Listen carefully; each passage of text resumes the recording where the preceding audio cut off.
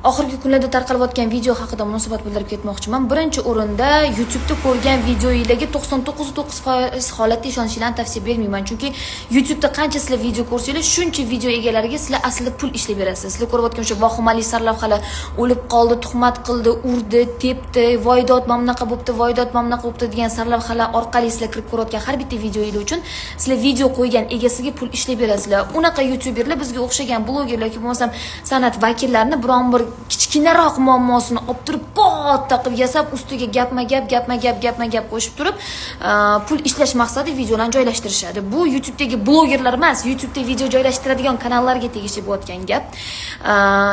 Ikkinchi masala, chuqur muhokama qilishinglarni men istamayman. Lekin turmush o'rtog'imga atab qo'yilgan stories 10 daqiqa turgan, lekin YouTube'dagilar olib vahima qilib har bir yasab intervyuni qisqa qilib qo'yishyapti. U intervyu o'tgan yili dekabr oyida piramidaga dam olgan chiqqanimizda turmush o'rtog'im mendan oyijondan po prikolu olingan intervyu. Uni meniki ham bor. U materiallarini nimaga agar topsam telefonimdan qo'yaman sizlarga. U video prikol sifatida qilingan, lekin uni yig'lab chiqqan videomga chatishtirib mana shu daqiqa postdan qo'shdi, shunaqa deyishdi, g'iybat qilishdi, u yog'ida bu yog'ida. Yo'q, meni qaynonam haqiqatan zo'r insonlar. Men qaynonamga nisbatan hech qanaqa pretenziyam yoki sanmanim yo'q. Bu yoqda hamma konflikt, hamma didibida, hamma janjal turmush o'rtog'im bilan bo'lyapti. Lekin qaynonamni o'rtaga qo'shishyapti. YouTube'dagilar, tam sarlavhalar, bir nima, yana nimadirlar. Iltimos qilaman, har xil negativ kommentariy yozayotganda oxirgacha tushunib tagiga yetib yozishinglarni va qaynonamni bunaqa gaplar bilan tinch qo'yishinglarni. Bu yoqda gap turmush o'rtog'imiz ikkalamiz o'rtamizda ketgan, lekin aybsiz aybdor qaynonam bo'lib qolganlar. Keyin bo'layotgan bitta g'iybatlarga ham shu yerda men nuqta qo'yib ketmoqchiman. Oppoq kelin ko'ylak kiyib o'zini oqlab olish maqsadi bo'lgan ekanda, kelinni u yog'ida bu yog'ida degan gaplar gapirishyapti. Yo'q, agar men unaqa maqsadim bo'lganda, men luxro bitta oilani topib, u oilani ko'rsatmasdan, erim kimligini, nimaligini sir saqlab, 2 qat bo'lmasdan, bola tug'masdan 5-6 oy yashab ajrashib ketardim. Men sevganimga turmushga chiqdim, 8 yil kurashdim, buni hamma biladi. Turmush qurdik, biz yashadik, farzandli bo'ldim, hamma oilamni ko'rdi, dabdabali to'y bo'ldi, hamma narsani почти Instagram men bilan birga yashadi o'sha oila qurgunimdan to shu kunimga qadar. O'shaning uchun unaqa yolg'on bo'xtonlar bilan shundog'imiz 3, 4, 5 shaxsda aralashib tashagani uchun turmush o'rtog'imning o'rtamizda nerealniy dars ketib qoldi. Dalshi bunaqa gaplar gapirib, bunaqa narsalar deyishlarni уже men ko'tara olmayman asabim, to'g'risi.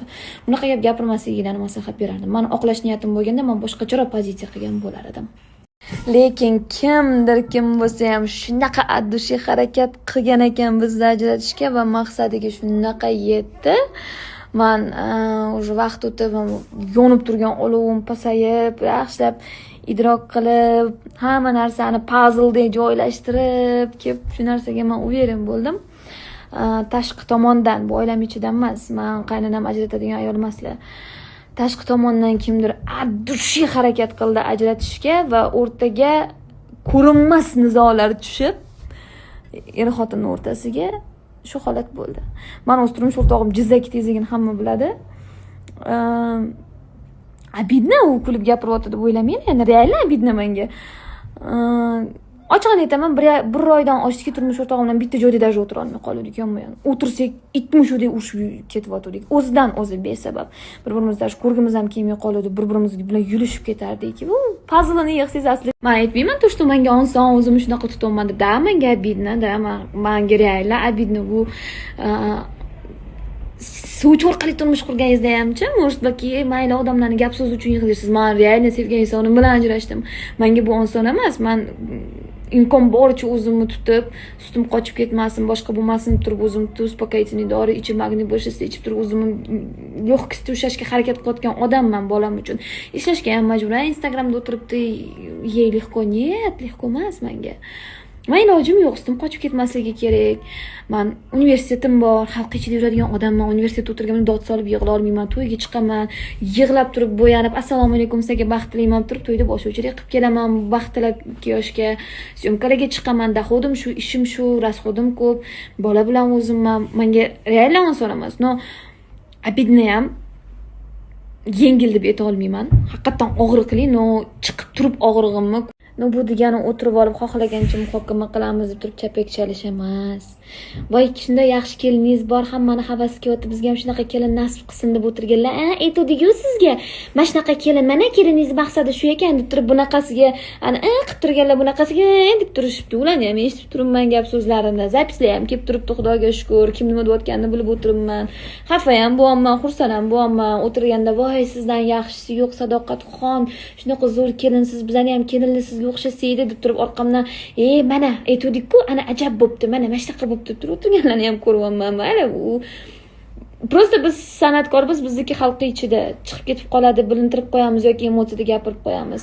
Hammani uyda bunaqa janjal bo'ladi, hammada ham nima bo'ladi-da. Menda 1 sekundda buzilib ketdi. 1 sekundda kecha kechqurun sushi yeb, xaxalashib bir-birimizga sushi yeb o'tirgan odamlar ertasi kuni bunaqa holatga tushib qoldik. Ochig'ini aytaman, hech kim ajralishni xohlamagandi. Lekin shu yerda ham aytib ketaman. Rostdan mana shu biza to'yimizni e'lon qilgandan keyin turmush o'rtog'im bilan har bitta narsada men bilan birga yashadinglar deb turib, men yerimdan rostdan xafaman, ochiq gap. Dushi shu qadar xafamanki, men so'z bilan ta'riflab bera olmayman-da.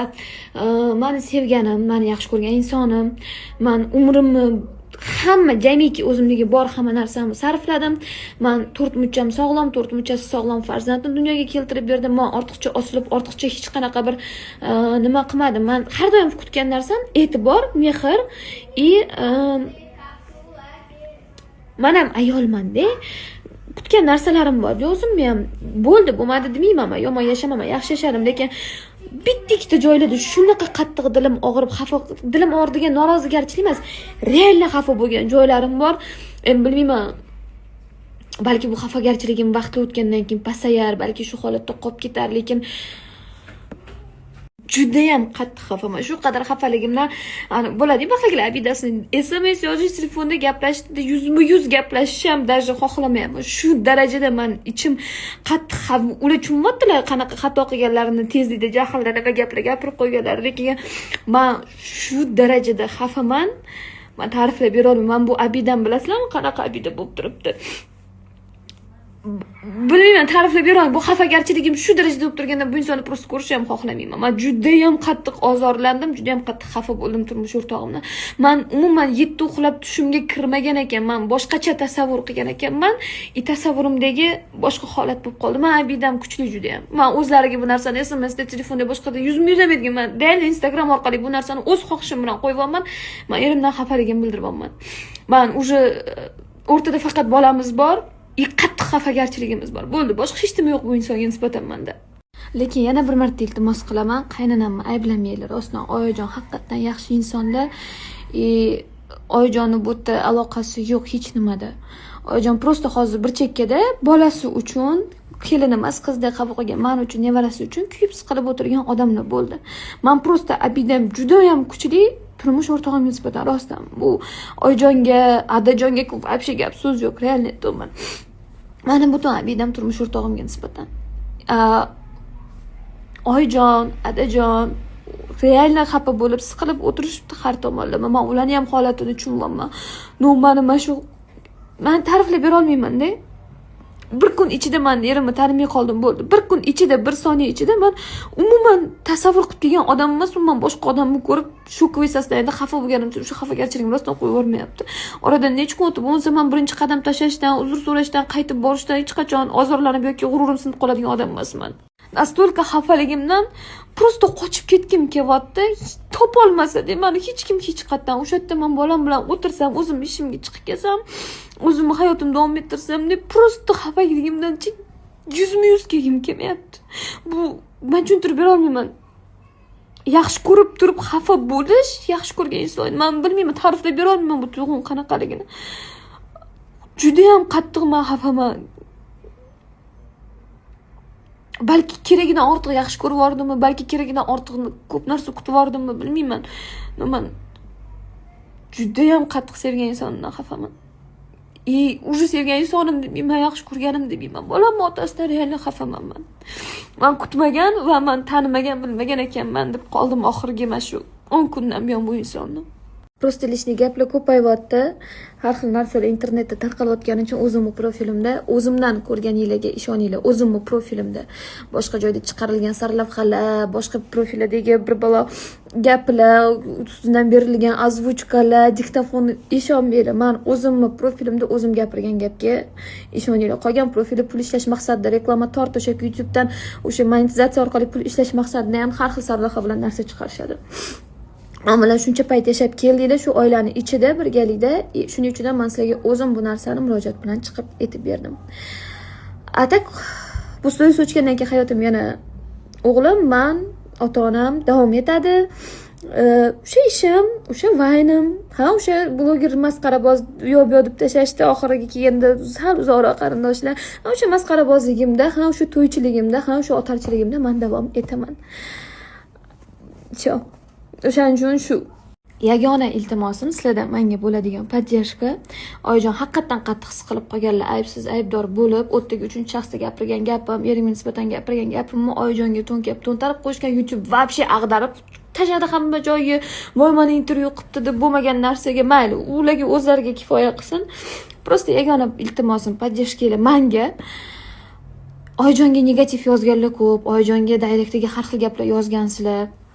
Oyijon xafa bo'lib menga ham tashadilar. Men senga hech nima qilmadim-ku, nimaga bunaqa yozishyapti deb. Oyijonni aybi yo'q bu yerda. Agar imkoni bo'lsa, shu yozganlar bo'lsa, meni ko'rib turibsizlar. Prosta oyijonni noto'g'ri ayblab qo'yamiz bilmasdan deb turib, ozgina bo'lsa ham ko'ngillariga qarab gapirib qo'yishlarini men so'ragan bo'lardim. Chunki ko'p auditoriya meniki, men yonimni olyapti, men tushunaman, lekin asossiz ayblov bo'lyapti deb bo'tda. Aybsiz odamni aybdor qilib qo'yapti YouTube ham har xil sarlavha, intervyuni chatishtirib. Shuning uchun iloji bo'lsa menga qiladigan yagona podдержкаlar.